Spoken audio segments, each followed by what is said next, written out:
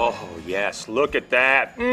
Wait, seriously, my mouth just started to water. Oh, look at that was crazy. All right, Hugh Groman is here right now, the chef and hospitality expert. So glad to see you. So glad you made the trip over from the Bay Area. Thanks for having me. Absolutely. So what you are making is absolutely, well, it smells, I haven't tried it yet, but it smells so good. We're talking about salmon and great things for springtime, great also natural ingredients, all that stuff. Yeah, right? This is a great dish for the spring. It's so flexible. You can do this for a brunch, you can do this for a lunch, you can do this for a dinner, it could be a buffet.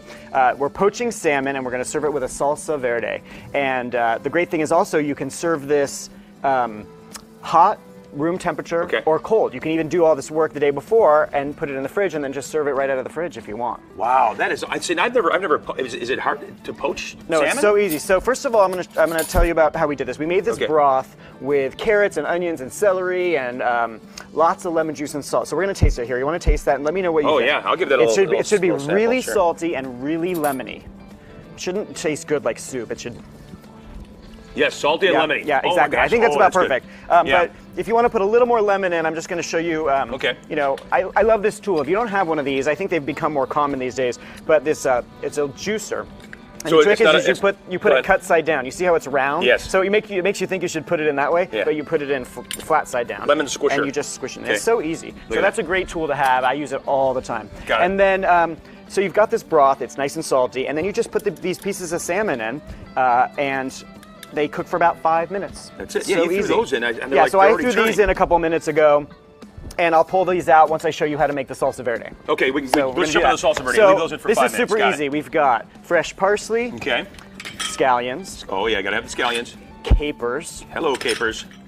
chopped shallots. I'm not going to go all. That was too much about that. A little bit of garlic, Just a tinge. and then fresh lemon juice. Oh my goodness, look at this. This is Olive great. oil. Gotta have the, like, seems like olive oil is in like everything, right? I know it is. It is. Yeah. Well, we cook a lot of Mediterranean food in the San Francisco Bay Area, so California. So and then you just, I think it needs a little bit more olive oil. A little more tinge. Look at it. And Yeah, get it going. Yeah. It's a flexible recipe.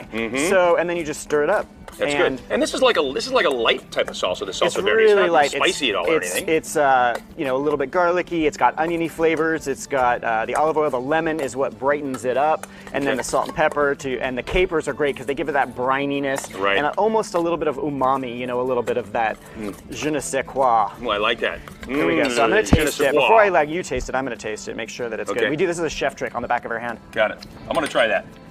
It's good. Yeah, I'm going to go like that. Little corner right there. Oh, but I got to do the back of the hand like you did. Yeah, it's good. So we go like this, get a little bit of that. I can't even get any. Look at me. I'm like, come on, you can do it. Okay, there we go. Got it right here, the back of the hand. So now I'm just going to pull these out of the poaching liquid. That is delicious. So much flavor. Yeah. Yeah. Wow. So I've got these that we had put in. These ones have been in here about 5 minutes. Okay. Okay. And so how do you? I mean, you know, because you know 5 minutes. Basically, they're done, right? Yeah. I mean, what I hear. That's a great question.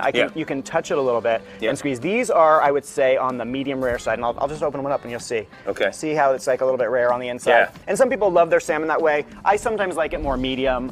So you'll see one of these other pieces is going to be, like, you know, more done through. There you go. But you see, if you cook it that sort of medium, it won't dry out. Perfect. You know? Yeah. So I think it's time to taste it. And you know what you can do is you can taste.